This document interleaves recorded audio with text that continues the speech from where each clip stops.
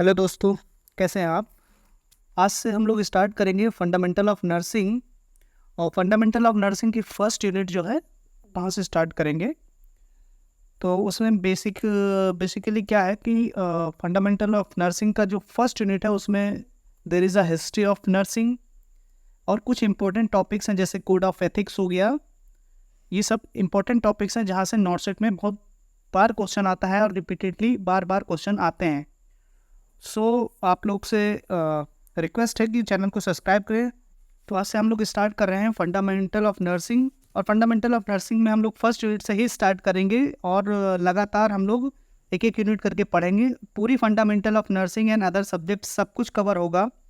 और उसके साथ साथ मैं आपको बता दूं कि इसमें वही चीज़ें हम लोग इंक्लूड कर रहे हैं जो कि एग्ज़ाम पॉइंट ऑफ व्यू से आपके इम्पॉर्टेंट हैं। क्योंकि आपका पूरे 4 साल का कोर्स जो है उसको 6 मंथ टू 7 मंथ में कवर करना इम्पॉसिबल है अगर हम लोग बहुत ज़्यादा उसको out of exam point of view से अगर ले जाएंगे। तो सबसे पहले आज हम लोग स्टार्ट करते हैं fundamental of nursing. Fundamental of nursing में सबसे पहले कुछ क्वेश्चंस जो according to NORCET syllabus introduction point से कुछ क्वेश्चन जो इम्पोर्टेंट हैं। लाइक वहाँ कई बार पूछा जाता है कि फाउंडर ऑफ द नर्सिंग के फाउंडर कौन है। तो आप सब इनसे वाकिफ़ होंगे।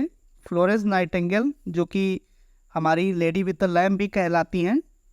इन्होंने क्या किया था, इन्होंने एक वॉर हुआ था, क्रीमियन वॉर हुआ था, उनमें इन्होंने पार्टिसिपेट किया था। जो घायल सैनिक्स थे, जो सोल्जर्स थे, उनकी क्या की थी, इन्होंने हेल्प की थी। इसी वजह से इन्हें floor lady with the lamp भी कहा जाता है। आप कई बार जैसे एक छोटे नीचे लेवल के जो एग्ज़ाम होते हैं जैसे कि CHO वगैरह में, तो वहाँ पे डायरेक्टली ये क्वेश्चन पूछा जा सकता है कि लेडी विद द लैम्प कौन है। तो आपको ये ध्यान रखना है, Florence Nightingale is the founder of nursing. उसके साथ साथ जो एग्ज़ाम पॉइंट ऑफ व्यू से यहाँ पे 2 क्वेश्चन निकल के आते हैं जैसे कि इनके बर्थ डेट क्या है और डेट ऑफ डेथ क्या है। तो 12 मई 1820 को इनका क्या मनाया जाता है, बर्थडे। इसी दिन 12 मई को, और भी इन्हीं के बर्थडे के पॉइंट ऑफ व्यू से ही इम्पोर्टेंट है, 12 मई को इंटरनेशनल नर्सेस डे सेलिब्रेट किया जाता है। उसके अलावा इनकी मृत्यु कब हुई थी, डेट तो क्या कब हुई थी, 13 अगस्त 1910 को हुई थी। तो इसीलिए देखिए, ये देखिए इंटरनेशनल नर्सेस डे को हम लोग सेलिब्रेट करते हैं 12 मई को। इंटरनेशनल नर्सेस डे सेलिब्रेट किया जाता है। अगर इंडिया के पॉइंट ऑफ व्यू से देखें तो फर्स्ट नाइटिंगेल ऑफ इंडिया कौन थी, Sarojini Naidu was the first Nightingale of India. इन्हें क्या कहा जाता है, इंडिया की नाइटिंगेल भी कहा जाता है। Who is the known as the Florence Nightingale of India. Florence Nightingale Shahzadi Qureshi को कहा जाता है फ्लोरेंस नाइटिंगेल ऑफ इंडिया। अगर हम बात करें फर्स्ट नाइटिंगेल ऑफ इंडिया तो वो है सरोजनी नायडू। अगर कहा जाएगा फ्लोरेंस नाइटिंगेल ऑफ इंडिया तो शहजादी कुरैशी। ये क्वेश्चन आया हुआ है, ये SIC 2019 में आया था। तो ये क्वेश्चन, ऐसे क्वेश्चन कभी कभी पूछ लेता है, बट ये क्या होता है कि ये रिपीटेड नहीं होती। एक बार आप गो थ्रू कर लीजिए इन क्वेश्चन से। अब स्टार्ट करते हैं नर्सिंग इंडिया में कैसे हिस्ट्री रही, नर्सिंग कैसे स्टार्ट हुआ इंडिया में। तो फर्स्ट स्कूल ऑफ नर्सिंग 1871 में ओपन हुआ था। फर्स्ट स्कूल ऑफ नर्सिंग कहाँ पे स्टार्ट हुआ था, इन मद्रास में एक 6 मंथ का डिप्लोमा स्टार्ट किया था गवर्नमेंट ऑफ मद्रास ने 1871 में। आज़ादी से पहले की बात है, 1871 में by the British government 6 month का डिप्लोमा स्टार्ट किया गया था इन मद्रास। फिर आगे चलते हैं हम लोग। ये कुछ इम्पोर्टेंट पॉइंट है जैसे कि GNM कब स्टार्ट हुआ था, 1943। BSc कब स्टार्ट हुआ था, 1946। ये क्या है, 2 इंपॉर्टेंट डेट हैं, आप लोग को याद रखनी है। कौन कौन सी, 1943 को GNM की स्टार्ट हुई थी, 1943 को GNM और 1946 को BSc नर्सिंग स्टार्ट हुआ था। कहाँ पर, रानी Amrit Kaur college of nursing, ये दिल्ली में है। RAK कॉलेज बहुत ही मोस्ट रिनाउंस कॉलेज है। उसके अलावा CMC वेल्लोर में 2 जगह 4 ईयर का बैचलर ऑफ नर्सिंग स्टार्ट किया गया था इन 1946। एक नया टॉपिक है, नया पॉइंट है इंडियन नर्सिंग काउंसिल एक्ट। बहुत सी जगह इसके बारे में थोड़ा सा कॉन्फ्लिक्ट है। इंडियन नर्सिंग काउंसिल एक्ट कब पास हुआ, तो अकॉर्डिंग टू डिफरेंट ऑथर ये डिफरेंट है, बट 31 दिसंबर 1946। कुछ लोगों का मानना है 1 जैन 1948।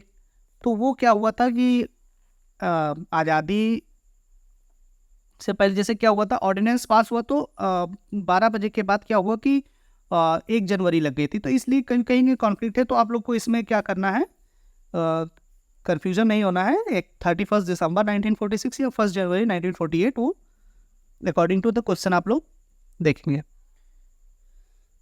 ये भी देख लीजिए, बट इम्पोर्टेंट नहीं है। 1986 को एमफिल स्टार्ट हुआ था एंड 1992 को पीएचडी नर्सिंग। यहाँ से कभी कभी क्वेश्चन आ जाता है कि first school of nursing, Kaiserswerth school of nursing पहला जर्मनी में स्टार्ट किया था बाय द थियोडोर फ्लेंडर। ठीक है, it was the first formally establish school था। एक इम्पॉर्टेंट है कि फ्लोरेंस नाइटिंगेल ने भी क्या किया था, एक नर्सिंग कॉलेज को या सेंट थॉमस हॉस्पिटल और स्कूल ऑफ नर्सिंग को 1860 में इस्टेब्लिश किया था। यहाँ से बहुत सारे क्वेश्चन तो कब नहीं आते हैं। बुक ऑफ नाइटिंगेल ने एक बुक भी लिखी थी, फ्लोरेंस नाइटिंगेल ने, नोट्स ऑन नर्सिंग। बुक का नाम था नोट्स ऑन नर्सिंग। ये MPCHO 2021 में ये क्वेश्चन पूछा गया था, नोट्स ऑन नर्सिंग किसने लिखा था, तो फ्लोरेंस नाइटिंगेल। आगे चलते हैं, यहाँ से कुछ इम्पोर्टेंट क्वेश्चन कभी कभी पूछ लेते हैं। अभी नॉर्सेट 2021 में भी एक क्वेश्चन आया था इंटरनेशनल नर्सेज डे की थीम पे। इंटरनेशनल नर्सेज डे की थीम पे तो ये क्या होता है, इंटरनेशनल नर्सेज डे पे कुछ थीम देता है कौन, इंटरनेशनल काउंसिल ऑफ नर्सिंग।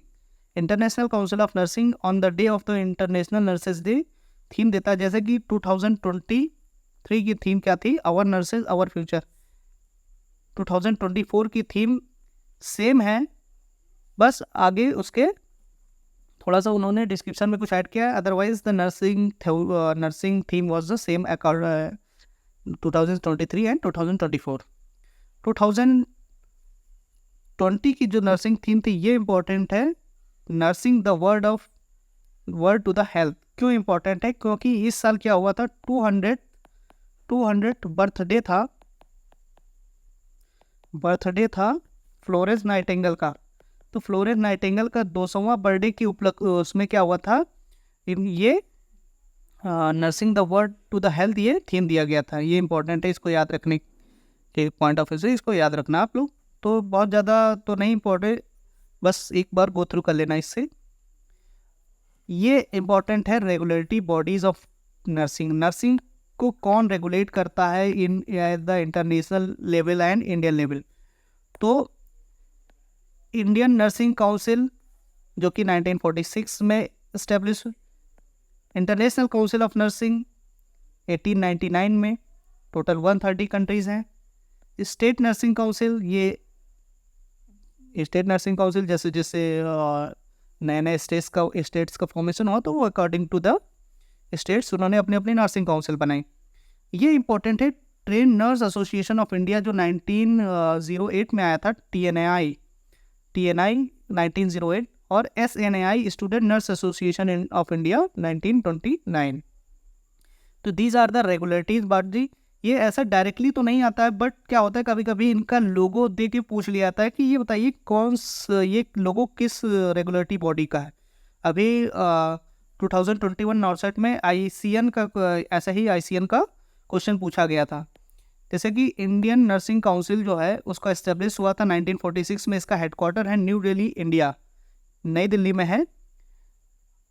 ये प्रेसिडेंट इंपॉर्टेंट है, T दिलीप कुमार। ये क्या है, ये रिसेंटली ये अभी प्रेसिडेंट बने हैं।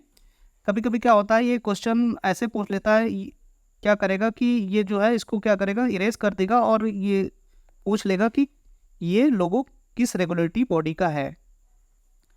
उसके अलावा इंटरनेशनल काउंसिल ऑफ नर्सिंग का इस्टेब्लिशमेंट हुआ था 1899, ये इम्पोर्टेंट है। 1946 INC, ये इम्पोर्टेंट है। इसका हेडक्वार्टर है जिनेवा, स्विट्जरलैंड में।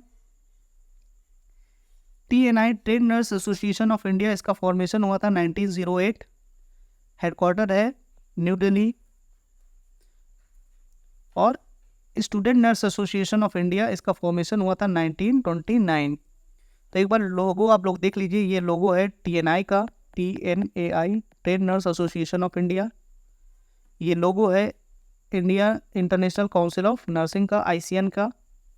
और ये लोगो है इंडियन नर्सिंग काउंसिल का, INC का।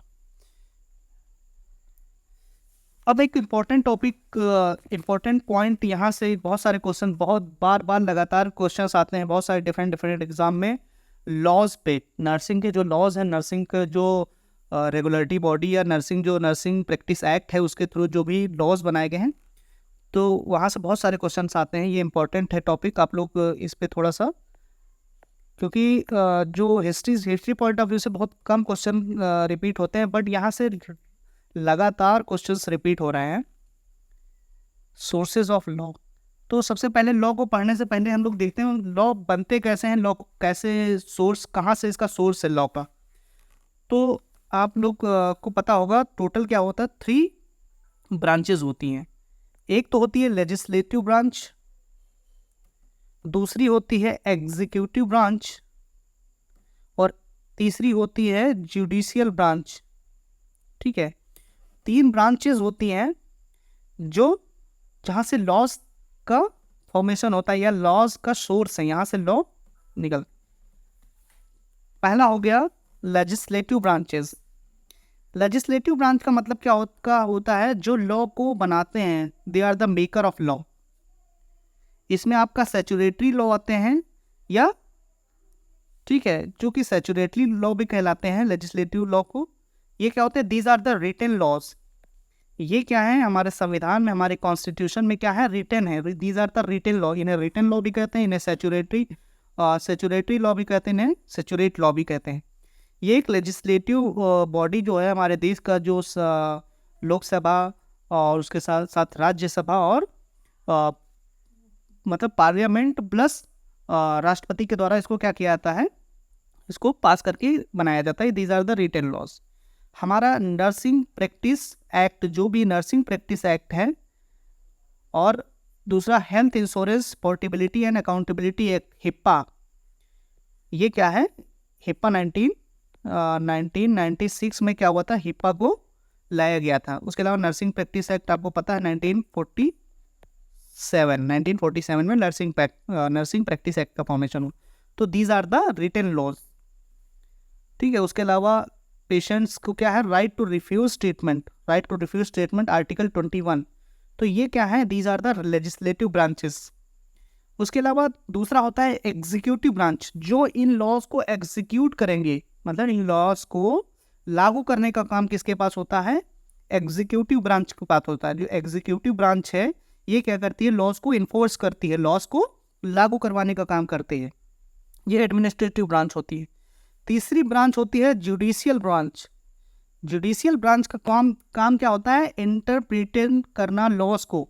यानी कि मान लीजिए कि MP हाई कोर्ट ने नर्सिंग के किसी एक केस में कोई अपना क्या सुनाया, अपना उन्होंने वर्डिक्ट सुनाया, तो उस वर्डिक्ट को एज अ सोर्स क्या हुआ, जब कोई नया केस आएगा तो उसको रेफरेंस लेके नया लॉ बना दिया जाएगा। तो ये क्या होते हैं, लॉज को इंटरप्रेट करते हैं।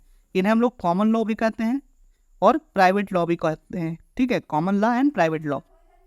It is an unwritten law, ये कहीं पे लिखे नहीं होते हैं। These are the interpreted by the high courts और the supreme courts. These are based on the judicial process, जो जुडिशियल प्रेसिडेंट्स थे उन पे क्या हुआ, इनको प्रिटेंड किया था, ये कोई रिटन नहीं होते। जैसे कि इन्फॉर्म कंसेंट, ठीक है, कंसेंट जो हम लोग लेते हैं वो क्या है, these are the private laws, unwritten laws. उसके अलावा नेग्लिजेंस, माल प्रैक्टिस, ये सभी क्या होते हैं, कॉमन लॉ के अंडर आते हैं। नेग्लिजेंस, माल प्रैक्टिस वगैरह ये सभी कॉमन लॉ के अंदर आते हैं। तो क्वेश्चंस जो पूछे जाते हैं वो mainly from the nursing practice and laws. बहुत सारे क्वेश्चंस बार बार यहीं से रिपीट होके आते हैं, तो इसको पढ़ना बहुत ही ज़रूरी है और इसको डीपली पढ़ना बहुत ज़रूरी है, क्योंकि इसमें बहुत सारा कन्फ्यूज़न होता है तो सबसे पहले देखिए, नर्सिंग प्रैक्टिस एंड लॉज दो तरह के होते हैं। एक तो हो गया आपका सिविल लॉ और दूसरा हो गया क्रिमिनल लॉ। ठीक है, सिविल लॉ और क्रिमिनल लॉ दो तरह के लॉज होते हैं, नर्सिंग लॉज। सिविल लॉज भी दो तरह के होते हैं, पहला कॉन्ट्रैक्ट, दूसरा टॉर्ट। एक होता है कॉन्ट्रैक्ट और एक होता है टॉर्ट।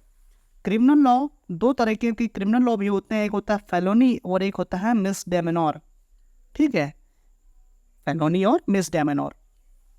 पहला देखते हैं कॉन्ट्रैक्ट लॉ क्या होता है। कॉन्ट्रैक्ट लॉ एज वो लॉ होता है जिसमें नर्स और पेशेंट आपस में एक कॉन्ट्रैक्ट करते हैं फॉर द पर्टिकुलर मैटर। वो मैटर कुछ भी हो सकता है, आपका ऑपरेशन से रिलेटेड कॉन्ट्रैक्ट या जो भी कॉन्ट्रैक्ट नर्स और पेशेंट के बीच में एक कॉन्ट्रैक्ट साइन होता है, कंसेंट फॉर्म साइन होता है, वो सभी कॉन्ट्रैक्ट में आते हैं। दूसरा हो गया टॉर्ट। टॉर्ट क्या होता है, अगर पेशेंट्स या पेशेंट की प्रॉपर्टी को आपने अफेक्ट किया है तो वो सभी रॉन्गफुल एक्ट किसके अंडर में आएंगे, टॉर्ट के अंदर में आएंगे। तो टॉर्ट डीपली पढ़ना जरूरी है, उससे पहले हम लोग क्रिमिनल लॉ देख लेते हैं। क्रिमिनल लॉ दो तरीके के होते हैं, एक होता है फेलोनी और एक होता है मिसडेमेनर। फेलोनी में सीरियस क्राइम्स आते हैं, सीरियस क्राइम्स लाइक मर्डर। ठीक है, तो ऐसे केसेस में क्या होता है, पनिशमेंट दिया जाता है इम्प्रिजमेंट। ठीक है, तो इम्प्रिजमेंट जैसे मतलब मैक्सिमम आपको इसमें क्या हो सकता है, 14 ईयर्स की जेल हो सकती है या, तो इसमें क्या होता है इम्प्रिजमेंट थोड़ा सा ज़्यादा होता है। मिसडेमेनर क्या होता है, मिसडेमेनर लेस सीरियस क्राइम होते हैं, इसमें पनिशमेंट आपको फाइन देकर भी छोड़ा जा सकता है या शॉर्ट टर्म के लिए इम्प्रिजमेंट किया जा सकता है। फिर अब पढ़ते हैं टॉर्ट। तो टॉर्ट दो तरीके का होता है, एक तो होता है इंटेंशनल और एक होता है अनइंटेंशनल। इंटेंशनल मतलब तुमने क्या किया, विलिंगफुली क्या किया, रॉन्गफुल एक्ट को तुमने विलिंगफुली किया, तो वो आएगा इंटेंशनल लॉ में, इंटेंशनल टॉर्ट में। और दूसरा हो गया अनइंटेंशनल टॉर्ट, जो कि तुमने क्या किया, विलिंगफुली उसको नहीं किया, वो गलती से हुआ तुमसे। तो इंटेंशनल टॉर्ट में सबसे पहला हो गया असॉल्ट। असॉल्ट क्या होता है, किसी को फिजिकल या मेंटल थ्रेट देना असॉल्ट कहलाता है। किसी को फिजिकल या मेंटल थ्रेट देना असॉल्ट के अंदर आएगा। दूसरा हो गया एप्रोप्रिएशन। एप्रोप्रिएशन का क्या होता है, किसी पर्सन्स के नेम को या उसकी इमेज को यूज करना किसी कमर्शियल पर्पस से विदाउट हिज और हर कंसेंट। ठीक है, उसकी नॉलेज नहीं है, उसको नहीं पता है, उसके नॉलेज के बिना, उसके परमिशन के बिना तुमने उसका नाम या उसकी इमेज को यूज़ किया फॉर आवर कमर्शियल पर्पस, अपने फ़ायदे के लिए, तो वो क्या कहलाता है, अप्रोप्रिएशन कहलाता है। ठीक है, तो पहला हो गया असॉल्ट, दूसरा हो गया अप्रोप्रिएशन। तीसरा देखते हैं, तीसरा होता है बैटरी क्या कहलाता है, intentionally touching of patient without his और हर कंसेंट। तुमने उसको क्या किया, इंटेंशनली टच किया, जानबूझ के तुमने उसको क्या किया, उसको टच किया पेशेंट की विदाउट कंसेंट, तो वो सभी क्या आएंगे, रॉन्गफुल एक्ट बैटरी के अंदर इंक्लूड किए जाते हैं। चौथा हो गया इन्वेजन इन प्राइवेसी। इन्वेजन इन प्राइवेसी मतलब उनके प्राइवेट अफेयर्स को तुमने डिस्क्लोज किया, उनके प्राइवेट इंफॉर्मेशन को तुमने डिस्क्लोज किया। These tort comes under the invasion in the privacy. पांचवा हो गया फॉल्स इम्प्रिजमेंट। मतलब क्या होता है इसमें, use of restrain and not allowed to leave him. तुम क्या करते हो, पेशेंट्स को इम्प्रिजमेंट कर, मतलब बांध के रखना, ठीक है, अपने हेल्थ केयर फैसिलिटी से बाहर ना जाने देना, ये सभी क्या आते हैं, फॉल्स इम्प्रिजमेंट के अंदर में आते हैं। तुम उसको बांध के रख रहे हो और अपने हॉस्पिटल या अपनी हेल्थ केयर फैसिलिटी से जाने नहीं दे रहे हो, तो ये सभी एक्ट किस में आएंगे, फॉल्स इम्प्रिजमेंट में। सिक्स्थ हो गया फ्रॉड तो आपको पता है, फॉर अनलॉफुल गेन, अपने किसी लॉफुल एक्ट के जरिए क्या किया, अपने गेन के लिए, अपने फ़ायदे के लिए कोई भी लॉफुल एक्ट किया, तो वो सभी फ्रॉड में आएंगे। सेवेंथ हो गया डिफामेशन। डिफामेशन में क्या होता है, डिफामेशन का मतलब होता है किसी पेशेंट या किसी पर्सन की रेपुटेशन को क्या करना, डैमेज करना। ठीक है, ये दो तरीके से हो सकता है, या तो लेबाइल या सैलेंडर। लेबाइल मतलब तुमने किसी पेशेंट की रेपुटेशन को किसी लिख के तुमने उसकी पेशेंट को रेपुटेशन को डैमेज किया, तो लेबाइल के अंदर में आएगा। तुमने बोलकर स्पीक, ठीक है, बोलकर तुमने किसी पेशेंट की या पर्सन की रेपुटेशन को क्या किया, डैमेज किया, वो सभी एक्ट डिफेमेशन में आएंगे। जैसे देखिए एल से क्या होता है, एल से लेबाइल, एल से लिखकर, तो दोनों ऐसे याद रखना, लेबाइल और लिखकर। 8th आता है पब्लिक डिस्क्लोजर, यानी पेशेंट्स की प्राइवेट इंफॉर्मेशन को पब्लिकली डिस्क्लोज करना, ये पब्लिक डिस्क्लोजर के अंदर आएगा। और 9th नंबर है मेलाइस। मेलाइस का मतलब क्या होता है, फॉल्स इंफॉर्मेशन को पब्लिश करना। तुमको पता है कि ये इंफॉर्मेशन क्या है, फॉल्स है रिगार्डिंग द पर्सन, फिर भी तुमने झूठ को फैलाया, वो सभी एक्ट मेलाइस के अंदर आएंगे। तो फिर से एक बार देख लेते हैं। इंटेंशनल टॉर्ट के अंदर हमें क्या क्या आता है, पहला हो गया असॉल्ट, दूसरा हो गया अप्रोप्रिएशन, तीसरा हो गया बैटरी, चौथा हो गया इन्वेजन इन प्राइवेसी, पांचवा फॉल्स इम्प्रिजमेंट, 6 हो गया fraud, 7th defamation, 8th public disclosure, 9th मेलाइस। अब नेक्स्ट पढ़ते हैं हम लोग अनइंटेंशनल टॉर्ट। अनइंटेंशनल टॉर्ट में क्या होता है, दो चीज़ें आती हैं, एक तो हो गया नेग्लिजेंस और दूसरा माल प्रैक्टिस। कौन कौन सा, नेग्लिजेंस और माल प्रैक्टिस। नेग्लिजेंस और माल प्रैक्टिस। नेग्लिजेंस में क्या होता है, नेग्लिजेंस रीजनेबल होता है, मतलब तुम उसका रीज़न दे सकते हो। ठीक है, कमिटेड बाय अनप्रोफेशनल पर्सन, मतलब एक पेशेंट था, उसको क्या लगा हुआ था, उसको ड्रिप चढ़ रही थी। ठीक है, ड्रिप चढ़ रही थी और उसकी ड्रिप ख़त्म हो गई और वहाँ से कोई वार्ड बॉय निकला, लेकिन उसने देखा और देख के भी बंद नहीं किया, तो ये क्या होगा, ये नेग्लिजेंस होगा, क्योंकि वो उसका काम नहीं था, वो अनप्रोफेशनल पर्सन था, वो उसकी जिम्मेदारी नहीं थी वो बंद करने की, लेकिन उसको बताना चाहिए था, जो भी नर्सेस थी या जो भी डॉक्टर्स, किसी को उसको इन्फॉर्म करना था, लेकिन उसने इन्फॉर्म भी नहीं किया, तो ये क्या हुआ, नेग्लिजेंस। ठीक है, एक्ट ऑफ ओमिशन, इसमें दो तरह से होता है, एक्ट ऑफ ओमिशन और act of commission. Act of omission में क्या होता है, लैक ऑफ अप्रोप्रिएट एक्शन, उसने अप्रोप्रिएट एक्शन नहीं लिया, तो वो क्या हुआ, lack of omission.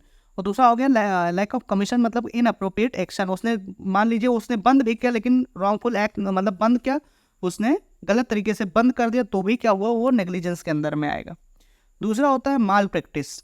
Mall practice क्या होता है, negligence by the professional person, professional जिसका जो काम था, मान लीजिए कोई नर्सेस का जो काम डिसाइडेड है, उसमें उसने क्या किया, उसने क्या किया, नेग्लिजेंस किया, तो वो माल प्रैक्टिस में गिना जाएगा। लाइक मेडिकेशन एरर, लगाना था कोई इंजेक्शन सबक्यूटेनियस और आपने लगा दिया IM, तो ये क्या होगा, ये होगा माल प्रैक्टिस। या failure in reporting, leaving sponge inside the body के अंदर क्या हुआ, आज आप लोग बहुत बार सुनते होंगे न्यूज़ में कि ऑपरेशन में डॉक्टर साहब ने अंदर ही क्या छोड़ दिया, गॉस पीस छोड़ दिया, तो ये सभी एक्ट क्या आएंगे, माल प्रैक्टिस के अंदर में आएंगे। एक टर्म होता है गॉसी पिबोमा, ठीक है, गॉसी पिबोमा मतलब गॉस पीस का बॉडी के अंदर रह जाना क्या कहलाता है, गॉसी पिबोमा। तो आपने ये पढ़ लिया, दीज आर द एक्ट। ये बहुत बार क्वेश्चन पूछा आता है बहुत सारे एग्जाम्स में, आप चाहे नॉर्सेट ले लीजिए, DSSB ले लीजिए, ESIC ले लीजिए, जिपमन ले लीजिए, PGI ले लीजिए, सब में ये क्वेश्चन बार बार रिपीट होते हैं, क्वेश्चन यहाँ से बहुत बार आते हैं। अच्छा, एक होता है गुड सैनिटेरियन लॉ, ये आपने में भी सुना होगा, बहुत ही रेयर, बहुत कम लोगों को पता होता है good sanitarian law. Good sanitarian law क्या है, ये जनरली प्रोवाइड क्या करता है, provide basic legal protection to the health care provider. ये आपको एक हेल्थ केयर प्रोवाइडर को क्या करता है, लीगली प्रोटेक्ट करता है। ठीक है, फर्स्ट एड अगर आपने इमरजेंसी में किसी इंजर्ड पर्सन को दिया है, तो ऐसा नहीं है कि आपको पुलिस बार बार क्या करेगी, आपको कोर्ट के चक्कर लगवाएगी। इससे बचाने के लिए गुड सैनिटेरियन लॉ लाया गया था। तो ये क्या करता है, आपको प्रोटेक्ट करता है, हेल्थ केयर प्रोवाइडर को प्रोटेक्ट करता है, या हेल्थ केयर जो भी फैसिलिटीज़ हैं उनके ओनर या उनको प्रोटेक्ट करता है अगर उन्होंने किसी इंजर्ड पर्सन को इमरजेंसी केयर दिया है, फर्स्ट एड केयर दिया है, तो पुलिस उनको बार बार कोर्ट में नहीं बुला सकती। ये गुड समैरिटन लॉ के अंडर में आता है। और उसके अलावा अगर पुलिस को इंक्वायरी करनी है तो वो मैक्सिमम एक बार कर सकती है, वो भी वीडियो कॉल के जरिए कर सकती है। अगर वो पर्सन अलाउ नहीं करता तो वीडियो कॉल के जरिए ही उनको उससे जानकारी लेनी होगी। तो ये गुड समैरिटन लॉ के अंडर में आता है। तो अब नया टॉपिक स्टार्ट करते हैं, कोड ऑफ एथिक्स। ठीक है, कोड ऑफ एथिक्स क्या होता है? देखिए, कोड ऑफ एथिक्स क्या होता है? कोड ऑफ एथिक्स एक सेट ऑफ लॉ होते हैं, ठीक है, या सेट ऑफ प्रिंसिपल्स होते हैं जो कि गवर्न करते हैं राइट टू कंडक्ट, ठीक है, राइट कंडक्ट और बिहेवियर, जो हमारे मतलब हमको अपना काम डिसाइड करने में हेल्प करते हैं कि नर्सेस का काम क्या है, या नर्सेस का जो काम है वो मतलब एक लिमिट सेट करते हैं, वही क्या कहलाता है? Code of ethics. ठीक है, कोड ऑफ एथिक्स किसने बनाया? Code of ethics for the nurses develop by the American nurses association. बार बार ये क्वेश्चन रिपीट होता है। The code of ethics was develop by the ANA, American nursing association ने कोड ऑफ एथिक्स को develop किया था पहली बार। दूसरी बात, international code of ethics for the nurses was adopted by the international council of nurses इन 1953। 1953 में ICN ने कोड ऑफ एथिक्स को क्या किया? कोड ऑफ एथिक्स को अडॉप्ट कर लिया, जो कि किसने बनाए थे? अमेरिकन नर्सेज एसोसिएशन ने। बहुत बार क्वेश्चन आता है यहाँ पे। क्वेश्चन कैसे पूछे जाते हैं? आपको पूछ लिया जाएगा कोड ऑफ मतलब ऐसे 4 ऑप्शन दे के पूछ लिया जाएगा कि इसमें से कौन सा कोड ऑफ एथिक्स नहीं है। तो कोड ऑफ एथिक्स आपको याद रखने हैं। पहला कोड ऑफ एथिक्स क्या है? ऑटोनॉमी। ऑटोनॉमी का मतलब क्या होता है? सेल्फ डिटर्मिनेशन, ठीक है, सेल्फ डिटर्मिनेशन, ऑटोनॉमी। दूसरा होता है अकाउंटेबिलिटी। अकाउंटेबिलिटी मतलब होता है टेकिंग द रिस्पॉन्सिबिलिटी फॉर उस एक्शन, मतलब हमने जो एक्शन लिया उस पर हमारी रिस्पॉन्सिबिलिटी होगी, हमने अपने उसकी जिम्मेदारी ली, ये क्या होता है? अकाउंटेबिलिटी।